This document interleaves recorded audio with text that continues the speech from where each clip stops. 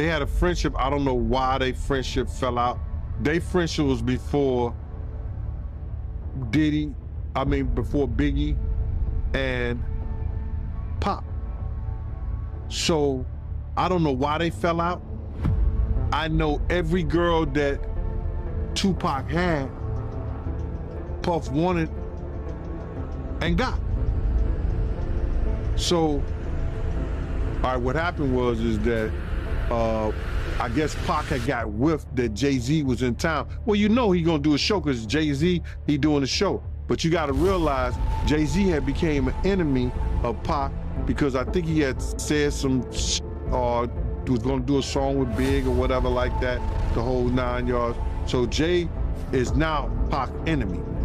So it was just good business just to chill out with that. But they was trying to chill out the whole thing. They had a big meeting and Puff wouldn't send a representative or let Zip or Chaz represent him in the meeting. And then it came out. And then it came out, somebody else told the story. Check this out. Gene Deal, Diddy's former bodyguard, has been sharing some serious details on why Diddy never got along with Tupac. Gene said Diddy was always jealous of Tupac and Biggie's close friendship. Word is, Diddy even paid over $1 million to Eric Von Zay to handle the Tupac situation.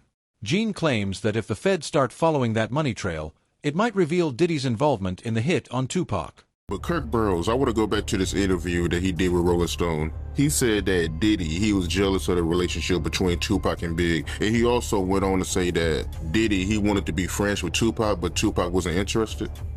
Diddy and Tupac was friends at first, bro. I remember the time me and Diddy rolled up to Pac in, I think it's what's the name of that club? The Roxy. There was some kind of concert going on and they was talking and everything. They had a friendship. I don't know why their friendship fell out. Their friendship was before before Biggie and Pop. So I don't know why they fell out. I know every girl that Tupac had, Puff wanted and got. So did he have jealousy? Yeah, he had a jealousy of Pac. But I think that it was more so that he knew Big was the meal ticket and that Pac wanted Big to be with him with Thug Life, but he didn't have the money at the time. And when Big got the money from Puff, Pac gave him the blessings to go with him, but he also told Big that he had to watch Puff because Puff was gonna rob him blind. So you believe Kirk Burroughs when he say that, you know, Diddy, he was jealous of the relationship between Tupac and Big? I don't know if I could say he was jealous with his relationship with Big. He didn't like Pac. It's something that happened between Pac and him that he didn't like it. So if my man or somebody that I'm working with is dealing with somebody I don't like, I'm gonna have a dislike for that relationship they have. I don't just think it's jealousy. I think it more was just a dislike and a hatred that somebody I'm working with is working with somebody that I don't like anymore or I got a problem with. So you feel like it was intentional when Diddy was getting with, you know, the same woman that Tupac already had? Yeah. I think that he purposely went after the girls that dealt with Pac. Why you think he did that on purpose? Because when you have an envy of someone, remember Puff tried to get that Juice movie and Juice, but they gave it to Pac.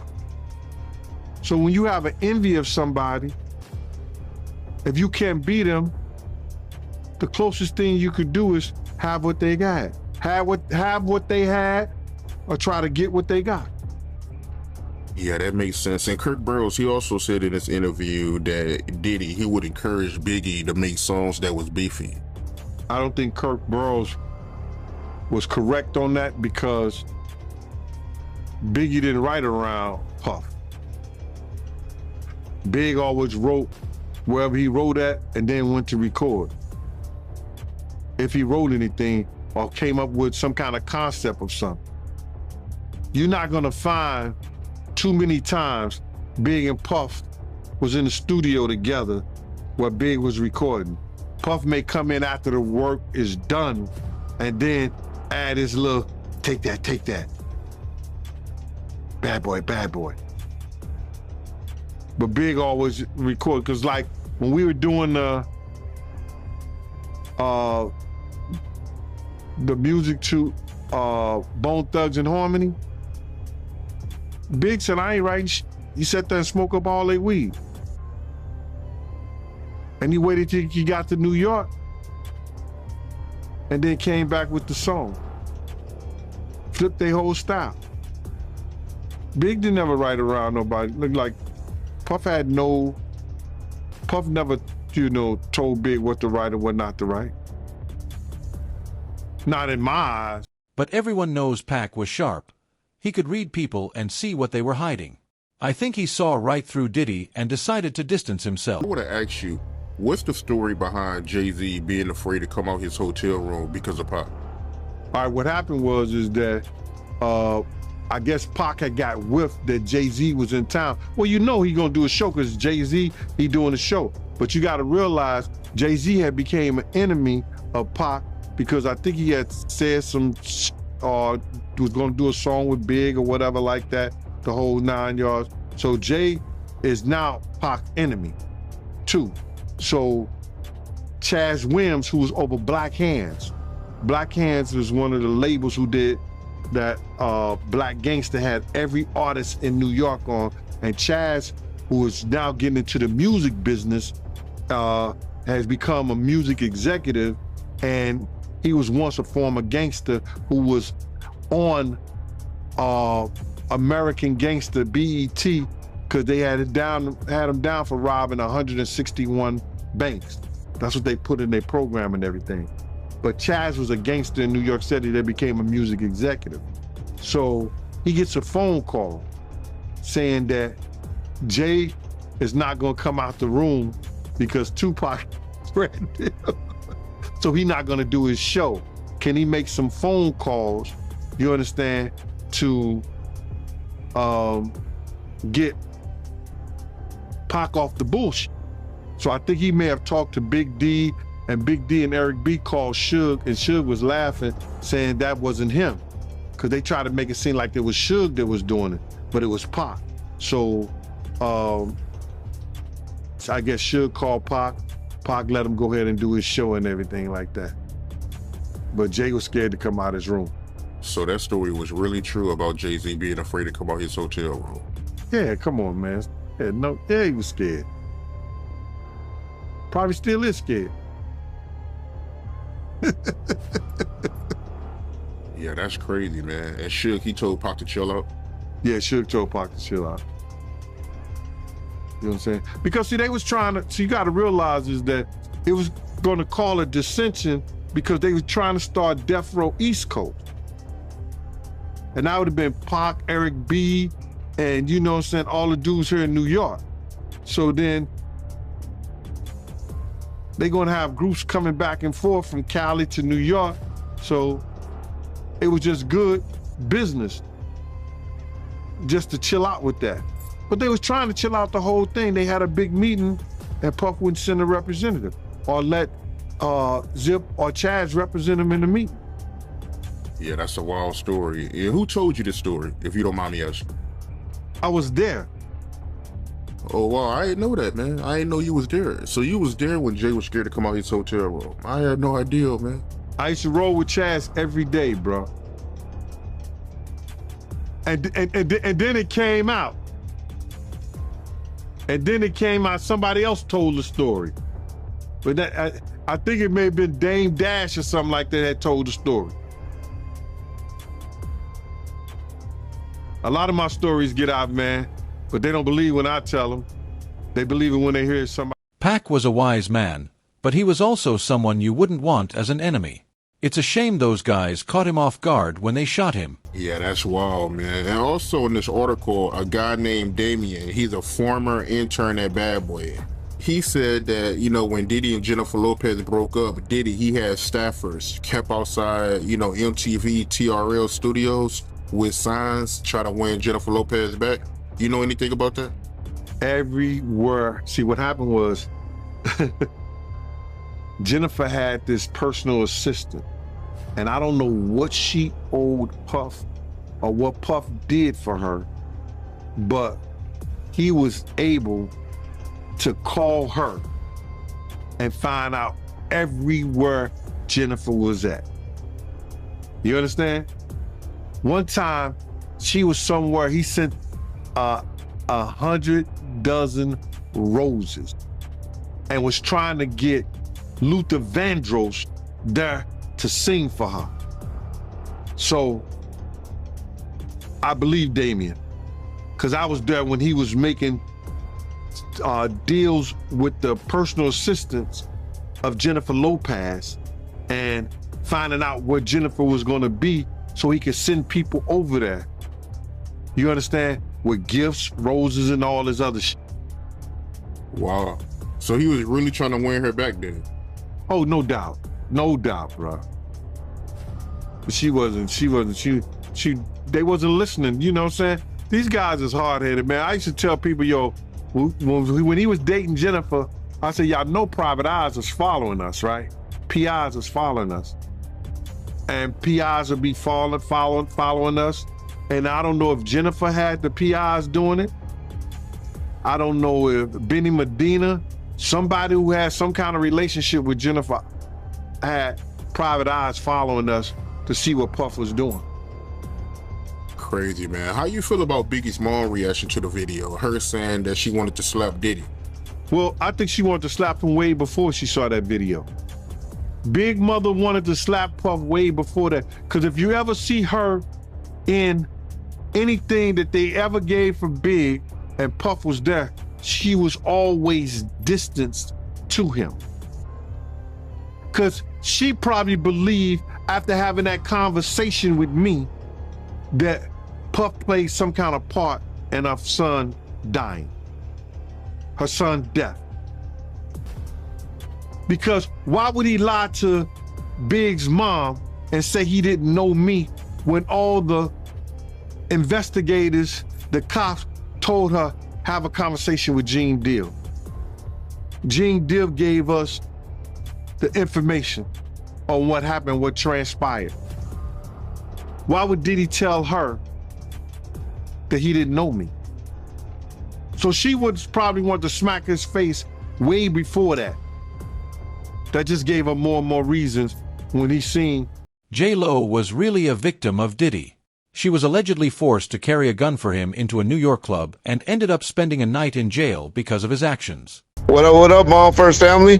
I know we're doing this old school taping again and release, but this is something I think y'all gonna really enjoy on this Sunday morning. It's a conversation with somebody that y'all love. Y'all love Mr. Gene Deal. And so I get a lot of conversations, or I get a lot of requests in the comment sections saying, man, you and Gene need to do a sit down. You and Gene need to do an interview. And I'll be like, dang, we got that many new people that's in the comment sections?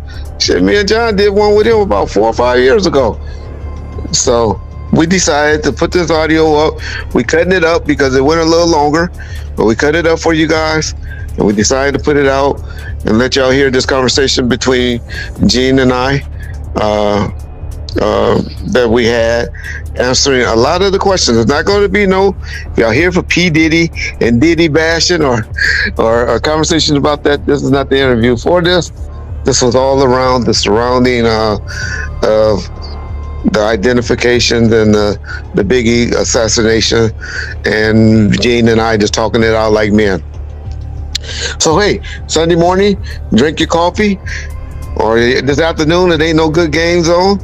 If unless you're into baseball, give us 30 minutes of your time and watch this interview. I think you'll learn a lot about it, about where we have our differences at, but how people can have a differences and have a decent conversation. So Bomb First, we'll be back at you later on the day, or definitely by first thing in the morning on Monday with some interviews, because man, we got a lot of things we're going to be covering this week. That goddamn Keefe D getting bailed out, that goddamn Whack 100 bailing him out, the Kendrick Lamar situation, and all of that stuff. So peace, Bomb First. Check out Gene Deal. A good friend of mine, a guy that you all know out here in the YouTube world, Big Gene Deal, just called me, and he great blessed us for a few questions and answers right quick. And so we got Gene Deal from the Raw Deal Show. I know what his YouTube channel is because he be doubling my little platform, doubling and triple. So y'all know the Cooking Master. There you go with your bullshit. There you go with your bullshit, man. What's going on, man? This is Bomb First, man. Talk to my people, my boy John. I'm sure you heard of John. Know John. Let me say what's up to my people over here. Glad he asked me to come on, because I don't mind doing that for him. So what's up, Reg? I appreciate it, Big Gene. Man, we ain't gonna, everybody know where you and I stand on the on all the stuff that we are known for. So we just gonna say what's up and talk and see what anybody got any questions over there. I don't have no questions to ask you about that because I already know your opinion and it makes sense. It makes sense. And I understand why you feel that way. But you know my opinion as well. Well, you know what? Like Reg, can nobody tell me nothing but what I saw? And I've always been adamant about what I saw and what happened that night. You and I both know that when the FBI do their investigation, they do a thorough investigation. You understand? And I was found credible, and I told them the truth. You and I both being former law enforcement agents, we know if you lie to the FBI, you're going to get 5 years as a felony, and you're going to get 5 years in jail. So I know what I saw. I know what happened. You got people coming 10, 15 years later who wasn't there, who didn't give you the same statements I gave them I gave now. You know what I'm saying? So I'm not worrying about nothing, man. I'm retired. I'm trying to live my life. I'm actually on vacation right now. You caught me on vacation. So, I'm just, like I said, I don't know how my time's going to be, and I don't know when you're leaving. So that's why I'm here. So if anybody want to ask some questions, long as that thing asinine and some old dumb bullshit, I'll answer. I ain't got no problem with that. Respect, man. Okay, so, all right, I'll just hit up the board and see what y'all got from Big G. Okay, let's see. You say, come on, y'all. We know that Big G don't believe that Coochie was involved.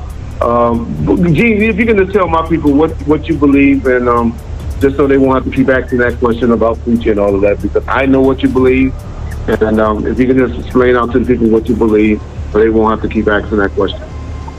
I believe the same Muslim who walked up to me and puffed that you and I both know, and your man said that he saw the picture that they showed me the night, the day that they came to my job and we was in the hotel, of me, Puff, and the Muslim, and his face was messed up. That same Muslim was his name, I guess his name is Amir Muhammad or Harry Phillips or whatever, walked up to me and Puff car. 5 minutes later, he walked in. After he walked up to me and Puff car, he walked in the direction to the corner. I didn't see him no more. I didn't keep my eye on him. Lil C, when we got to the hospital, Lil C said a Muslim killed Big, and I said he had Paul offered. One of the security guys said a Muslim. I said, yo, did he have a blue shirt? A blue suit, white shirt, blue bow tie, peanut looking head? He said, yeah, Gene, how you know? I said, he walked up to our car first. So that's the same statement I gave everybody. That's the same statement. I'm sticking with it, and I know what I saw, and I know what happened. Okay. Diddy tried hard to ruin his reputation with a court statement, but he still made an impact on this platform. And you and I both know that when I said, if I'm wrong, and I told you to tell Greg Cadence, if I'm wrong, prove me wrong, show the picture. He said they had the picture. Am I wrong or am I right, Reggie? He said that on our stream, that he had the picture. He said all that right. on the stream. So, you prove me wrong. to get the picture, and I didn't get the picture. I got a picture, but you said that wasn't the correct picture. That wasn't the picture you were talking about. Right. And, yeah. Exactly. So he knows the picture I'm talking about. Yeah. You understand? They know the picture I'm talking about. They showed me the picture and they told me, listen to me. And Greg Cadence had nothing to do with this investigation way back when in 97 when Correct. it came to my job. Correct. You understand? He had nothing to do with that investigation.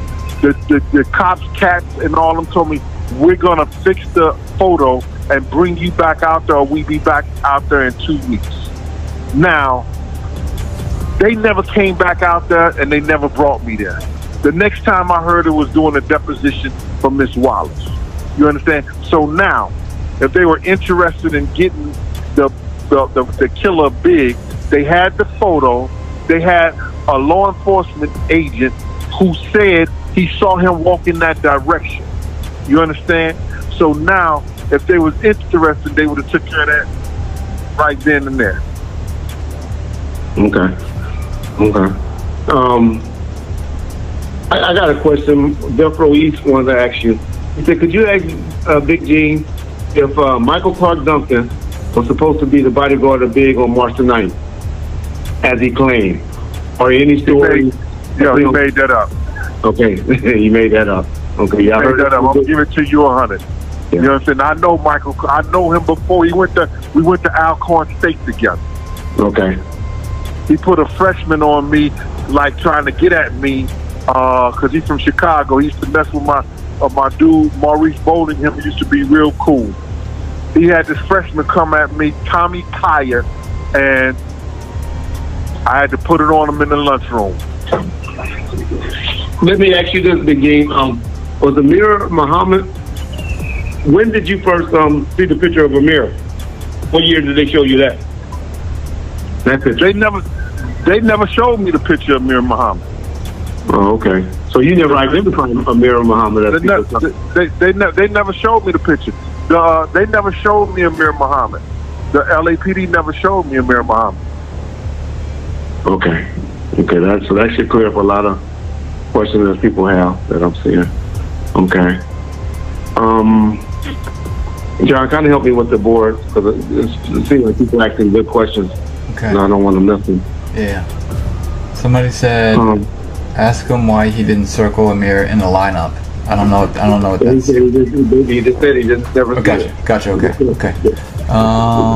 See, listen here, man. Listen, this they try to portray, and the reason, and Reggie told me me and Katie used to talk in the whole night. We don't need to talk because he blatantly told a lie. You understand? When he said that I picked out, I said this guy, they look like him, but it's not him. The one that Lil C's did, the facial structure is not strong enough. You understand? It's not him. And I had a lawyer there with me. You understand? I had a lawyer there, Eloise Nurse. She is the governor's David Patton, one of his lawyers. She was there with me taking notes in the whole 9 yards. And she could attest to that I never picked nobody up out that lineup. So when Greg told that lie to make his program look good, you understand? That's why I cannot with him. And Red, that's why I told you I wouldn't with you. Yeah. You know, listen, me and you've had some good conversations, Red. You understand? You told me like you thought that was Keefy D at the back of the Soul Train that you pulled your gun out on, and I told that was Gutter. That was Keith Gutter. And ever since then, I've been correcting that. If you've been watching anything I say I correct it all the time and say, hey, you set me straight on that. And yeah. Because he wasn't with them like that, right there at that particular time.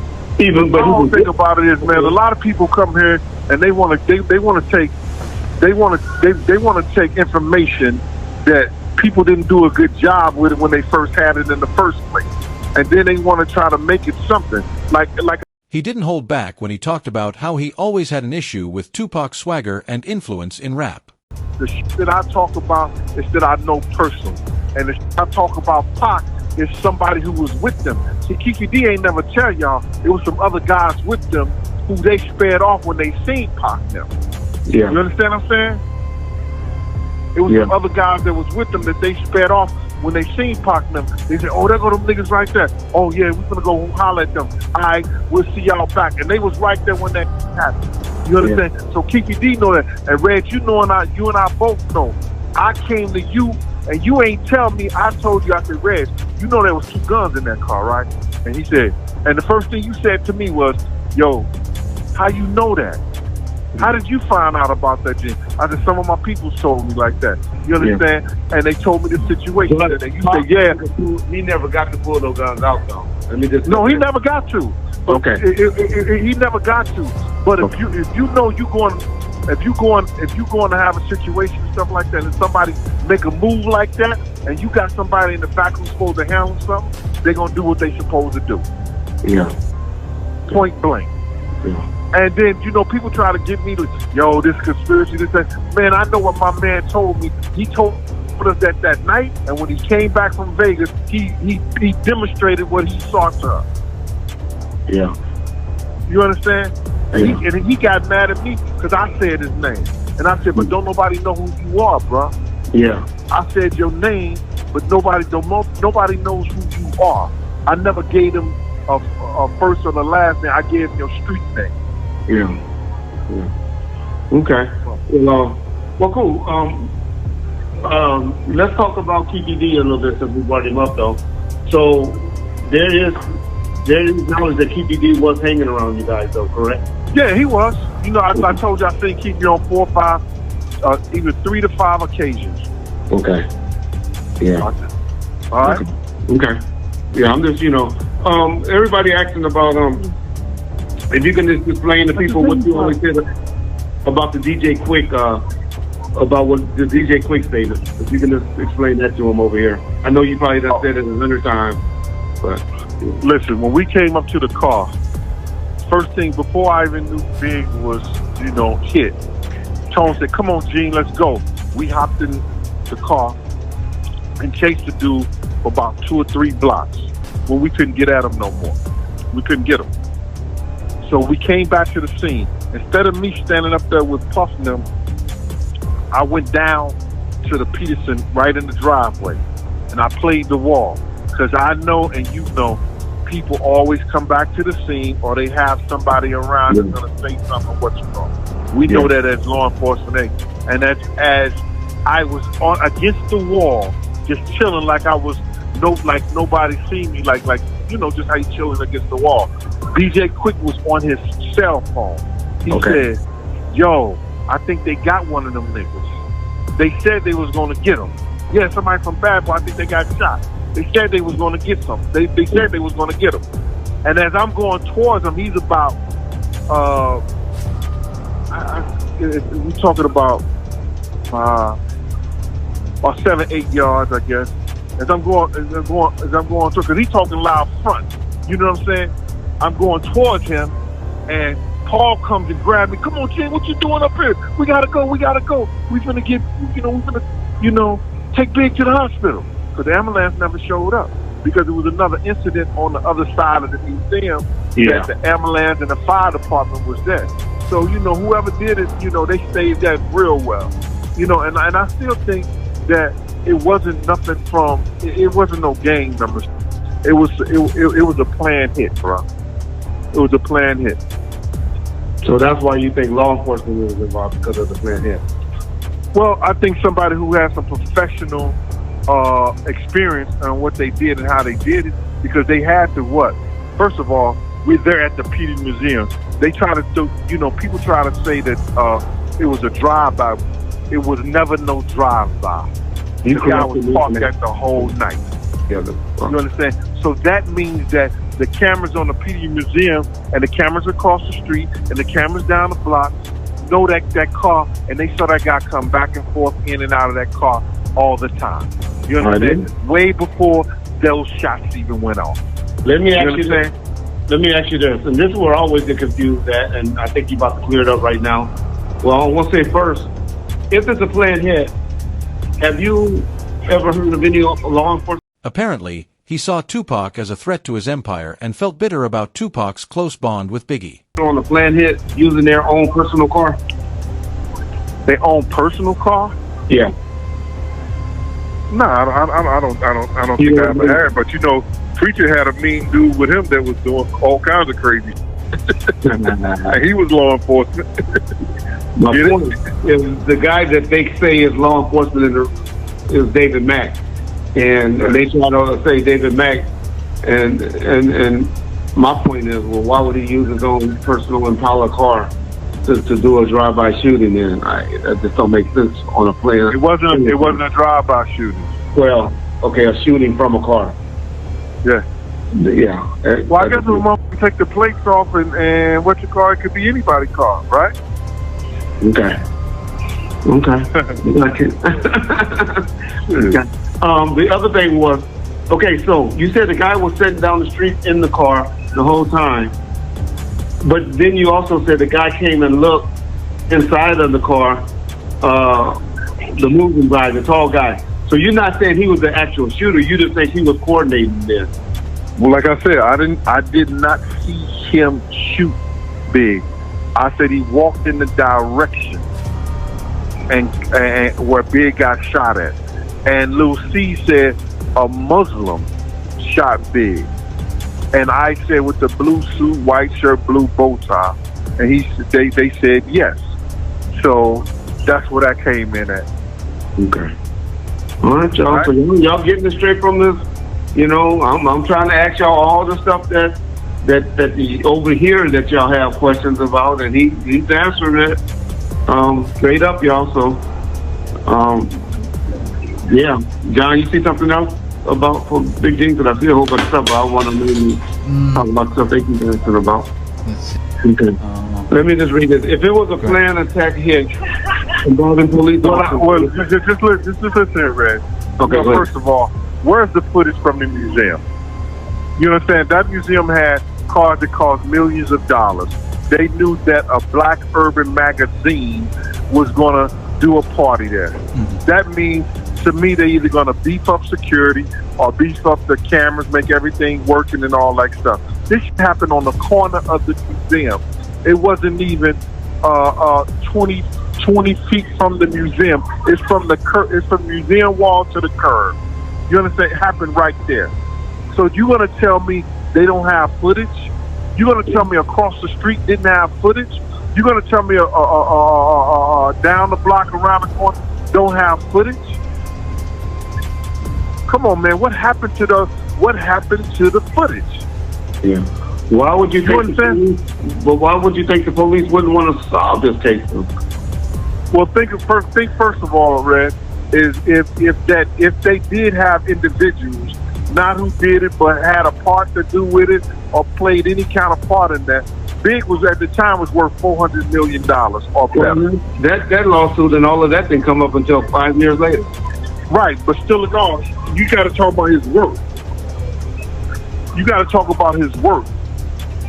And if they did have something to do with, and all the shit that they happened, you know, the agency, we had, like in New York, we got the 30-30, we had the Dirty 30, we had the different law enforcement agencies that was doing crooked shit and stuff like that. That happens everywhere. You get a few bad apples in any kind of situation. So, but if these guys had something to do with that, you understand, and they could go back into their agency, maybe they felt like they was going to be responsible. Then with all the other shit that was going on with the riots and all this other stuff like that, maybe they had to clear, or maybe he had to say, yo, we can't see that we had any kind of part in this, or any of our people had any part in this. Okay. I'm getting dirty looks right now, but go ahead. Okay. All right, we'll hurry up. Hey, Gene, do you feel the story about Puffy asking Southside to do the thing to Tupac and Suge. Do you find any validity in that or no? What you say?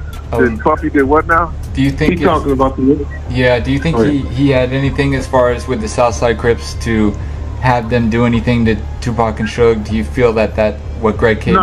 No. Okay. Let me just say, Yep. it's this kid that he was a Southside Crip that Puff was close with, and that was D-Mac. Not the David Mack, that's the police officer, another guy, Right. D-Mac, Okay. that they was real close with. Okay. You know what I'm saying? What I'm saying is that Diddy's shady moves have people digging up all kinds of dirt, including how his dad got killed, which is adding even more fuel to the fire against him.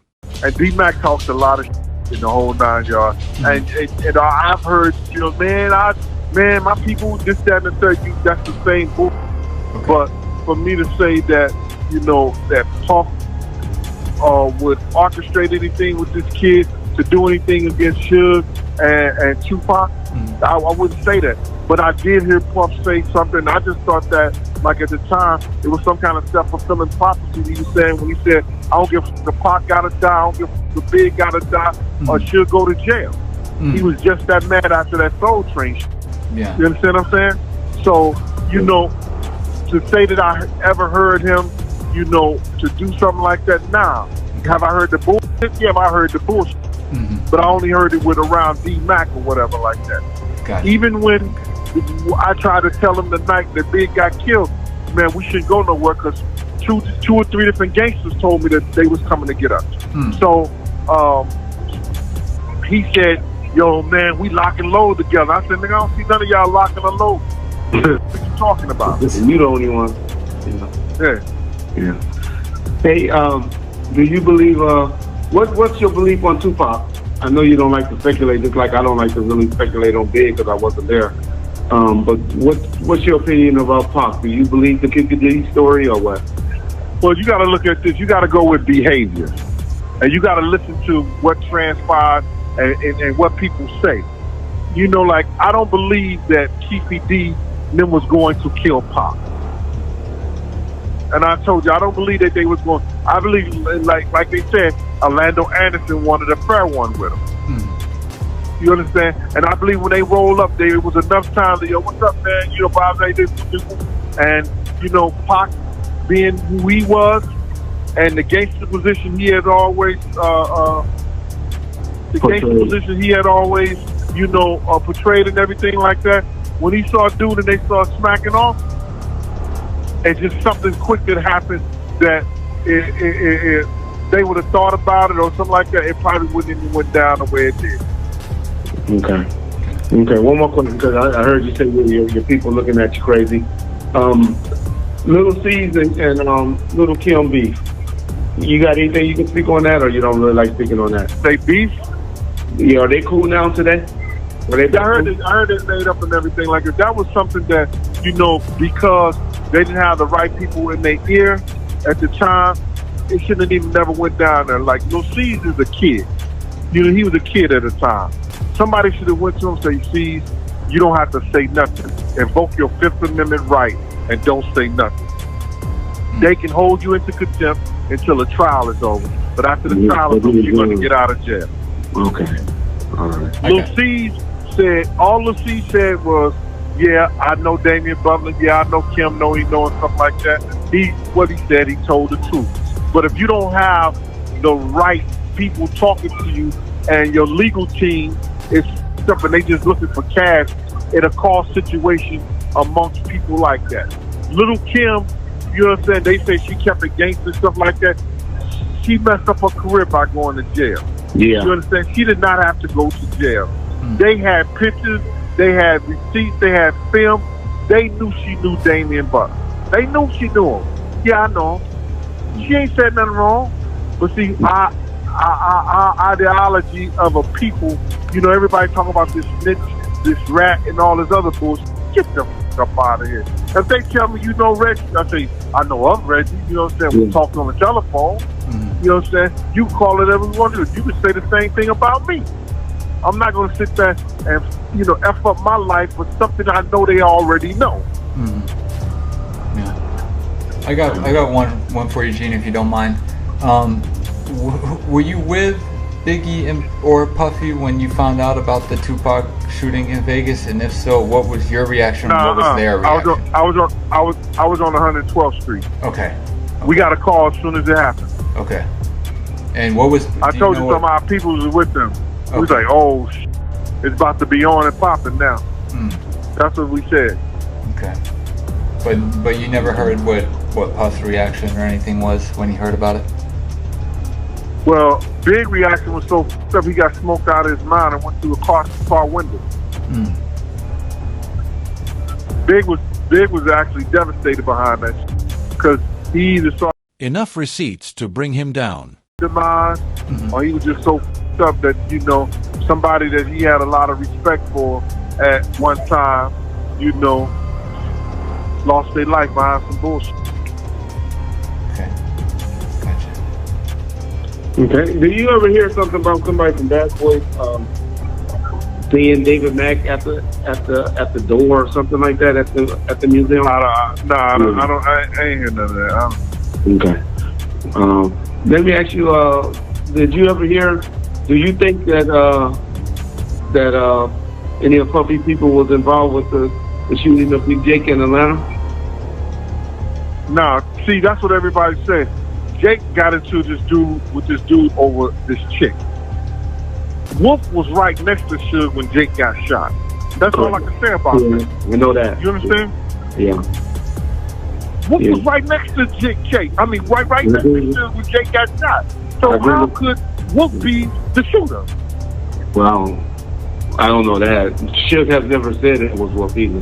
Let me just say that to people. You understand what I'm saying? Yeah. He was right next to Wolf. Yeah. Wolf used to say, man, I should have never stopped talking to Suge behind Puff bullshit. Because me and Suge was cool. Oh, okay. I didn't know that part. Okay. Yeah. Okay. Long Kiss Goodbye. Were you at the studio with Big when he did that rap? No, you wasn't there? Not at all. Nope. Okay. What you think about when he did that? I don't have no thoughts of what them kids do. Gotcha. You understand? Okay. I was there for a purpose. And that purpose at the time was to make sure Puff was all right. That's right. And that's what everybody forgets. And then I just want to say this in front of Gene, with Gene on here. You know, Gene's not guy, but his responsibility was Puffy Combs. And that's what a lot of us always. Yeah. Big Gene, man, I appreciate you calling me back, bro. Yeah, all right. Man, thanks for the interview. And listen, man. I know I'm gonna catch a lot of flack about this, you know, but I don't give a, you know what I'm saying? It's two things that I tell people all the time. I don't tell a man how to spend his money, how to f his wife. My whole thing about it is this. Listen here, man. We gotta come together as a people, and if we're gonna do something, it's gonna take everybody from every side to try to get this shit right. You know what I'm saying? And if it don't get right, man, let's all just be trying to cool with each other and just say, listen here, let's not let this happen to anybody else or any people, you know, in this whole rap thing or this whole hip hop genre that we have. We don't need to lose nobody else over no bullshit. And that's why I tell people all the time, I'm gonna keep going at Puff ass until he come out and said I should have listened to security. You understand? Maybe Big wouldn't have died that night. I should have listened to security and my people and go to that meeting with Pac and everything like that. But you know what I'm saying? And tell people what you mean by that. Tell people what you mean by that. Because Gene advised them. Well, tell them what you advised Puffy to do that night. Because I listened to your show, so I know what you're talking about on that. You talk about the night Big got killed? Yeah. Oh, we was at 100 Rail Lounge, and man, I advised him not to go. Exactly. I told him I got intel and everything like that. Yo, bro, listen to me. He told me, G, you ain't got to go. Yeah. If you don't want to go, you ain't got to go. So I made phone calls. Exactly. You know what I'm saying? I called people. Some people told me not to go. Some people told me they was going to meet me over at the Peterson Museum. Mm-hmm. You know what I'm saying? Yeah. And then if you can just let people know how the Inglewood cop, you didn't really work with him before. He was hired. That's the first time I ever saw him. Yeah. And that's what I always tell people, that I was reached out by that Inglewood cop to possibly hire some guys and have some guys hopefully that night. Yeah. Puff wasn't hiring nobody. That's why when they say Michael Duncan and all, and he wasn't hiring nobody. Yeah. Kirk Burroughs can attest to that because I was begging for security and more security. All right? Gotcha. Listen, man, I hope everybody be safe out there, man. All the Cali people that listen to me, I appreciate y'all listening to me and everything like that. All the Bomb First fans, man, you know what I'm saying? I hope y'all wish y'all man a safe and a solid goodbye, man. Until he come back and everything like that. All right? Appreciate you, Big J. Yes, sir. Vacation, man. All right, later. We'd love to hear your thoughts on this. Don't forget to like and subscribe.